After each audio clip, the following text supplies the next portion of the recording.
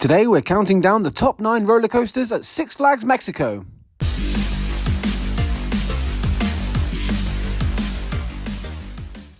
At number 9 we have Superman's Krypton Coaster, a great kids ride to start your day.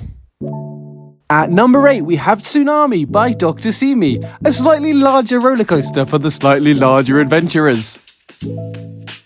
Next up, number 7, the Dark Knight roller coaster. What could be better than a roller coaster in the dark, other than the other 6 roller coasters on this list? Number 6 is Boomerang. It goes forwards, it goes backwards, like a boomerang. Number 5 is Wonder Woman. You'll flip for this ride, but only if you manage to ride it in the 30 minutes that it operates, because it breaks down all the time. In 4th place, it's the Joker. You'll spin, you'll laugh, you'll cry, especially if you have to wait for over an hour to go on it. In 3rd place, bronze medal is for the Batman, the only inverted roller coaster of the park. Have you got what it takes to protect Gotham City?